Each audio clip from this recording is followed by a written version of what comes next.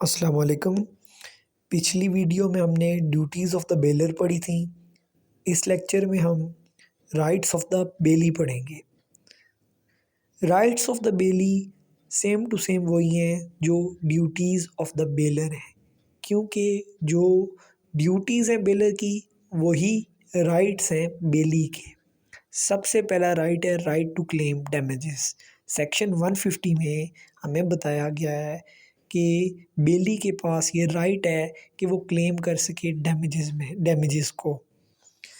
अब देखें जी, होता ये है कि ग्रेटिशियस बेलमेंट के अंदर बेलर का ये फ़र्ज़ है कि वो बताए बेली को कि जो उसके गुड्स के अंदर फॉल्ट्स हैं। अगर वो नहीं बताता तो he is bound to pay the damages to the बेली।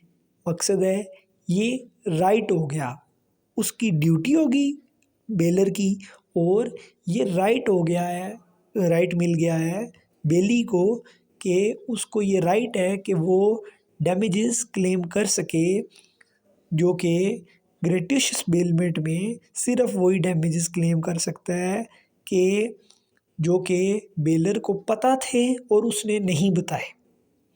अलबत्ता non gratuitous bailment for reward में एक बेली तमाम तरह के डैमेजेस क्लेम कर सकता है, बेशक वो मकसद है फॉल्ट्स गुड्स के अंदर बेलर को पता हो या ना पता हो। बेली को ये राइट है कि वो तमाम तरह के डैमेजेस क्लेम कर सकता है गुड्स के रिलेटेड, जो कि फॉल्ट अगर गुड्स के अंदर हो, बेशक वो बेलर को ना पता हो। Simple section 150। इसमें एक एग्जांपल है, A lends a horse to B which he knows to be vicious but does not disclose the fact to B. The horse run away, B is thrown and injured, A is responsible to B for damages sustained.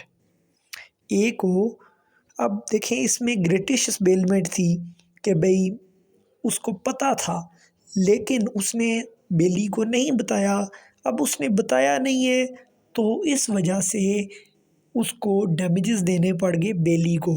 अगर यही non gratuitous bailment होती। अच्छा, दूसरे number पे आ जाता है right to recover expenses. अब बेली के पास सेक्शन 158 में ये भी राइट दिया गया है कि वो तमाम तरह के एक्सपेंसेस जो उसने बेल्ड गुड्स पर किए हैं वो रिसीव कर सकता है, वो रिकवर कर सकता है बेलर से। अब इसमें ये भी आ सकते हैं कि अगर फ़र्ज़ किया एक पर्पस था वो कंप्लीट हो गया और उसके बाद जो बेलर था वो रॉन्गफुली रिफ्यूज़ कर रहा है कि वो डिलीवरी वापस नहीं ले रहा गुड्स की, तो क्योंकि कस्टडी में जब वो बेली के इजाफी टाइम के लिए रहेंगे तो उसको ख़र्चा करना पड़ेगा, एक्सपेंसेस करने पड़ेंगे उन गुड्स की कस्टडी पर, तो वो उस बेलर से वो भी रिसीव कर सकता है right to recover expenses. Section 158 में A delivers his horse to B for safe custody, the horse become sick and its and B spends rupees 200 on medical care expenses, B can recover such expenses from A.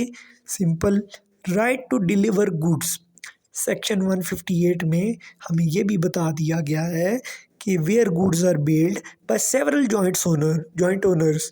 अब अगर एक goods हैं उनके बहुत सारे owners हैं और वो बेल की गई हैं किसी बेली को, तो बेली के पास बाद में ये इख्तियार है, राइट है कि वो डिलीवर कर सकता है गुड्स बैक पर्पस के कंप्लीट होने के बाद according to the direction of one of the joint owner without the consent of all.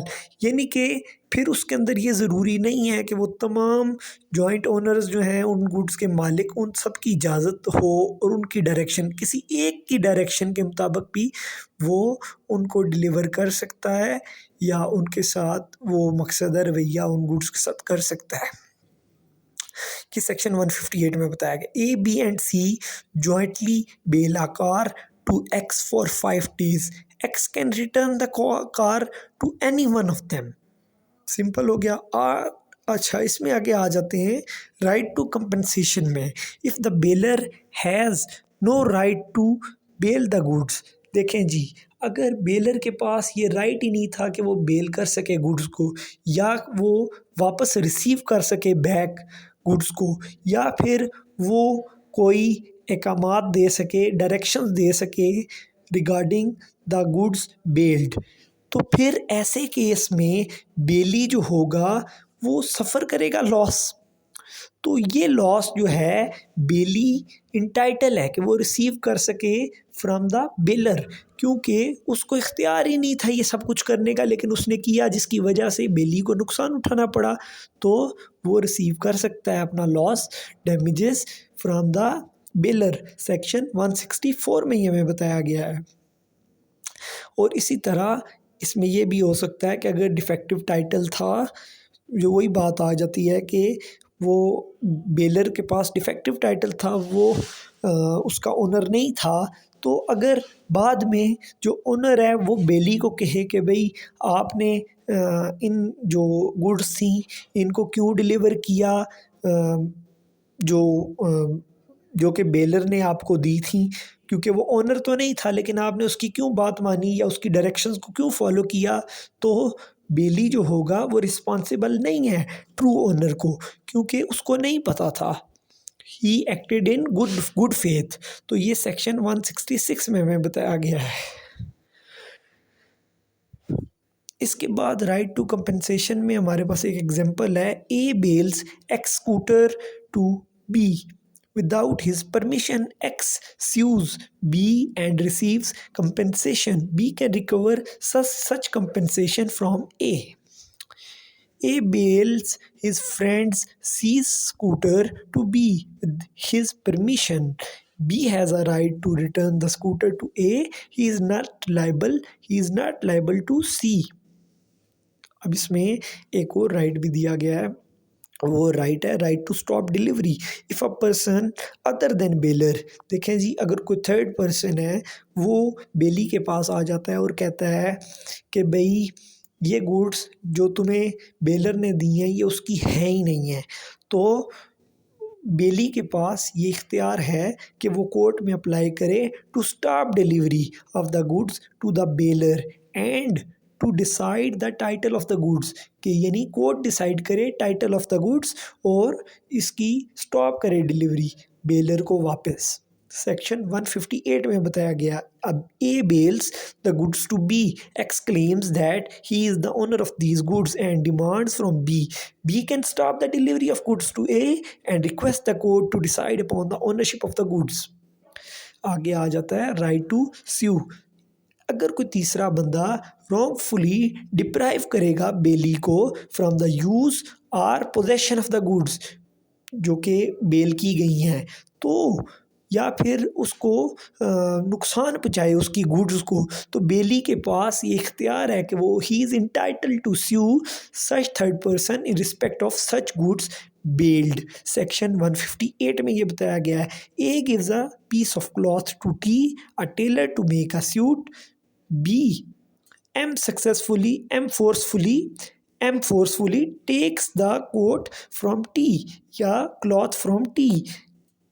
और फिर इसमें ये T को भी इख्तियार है और A को भी इख्तियार है कि वो स्यू कर सकते हैं M को। राइट ऑफ लीन का मतलब होता है राइट टू रिटेन पोजेशन, यानी कि चीज़ को अपने पास रखना। ये राइट बेली को उस वक्त मिल जाता है, फॉर एग्ज़ाम्पल बेलर ने बेली को कोई चीज़ बेल कराई, लेकिन उसने जब जो बेली है उसने अपनी सर्विसेज पूरी कर दी, या उसने अपना जो भी प्रॉमिस था या जो उसको टास्क दिया गया था उसने परफॉर्म कर दिया, उसके बाद सर्विसेज जब पूरी होगी तो उसने चार्जेस मांगे जब बेलर से, तो उसने उसको चार्जेस नहीं दिए, तो बेली के पास ये इख्तियार है कि वो रिटेन कर सकता है। अलबत्ता अगर बेली ने सर्विसेज पूरी नहीं की तो वो रिटेन नहीं कर सकता। आज का लेक्चर यहाँ ख़त्म करते हैं। आपकी समातों का बहुत शुक्रिया। अल्लाह हाफ़िज़।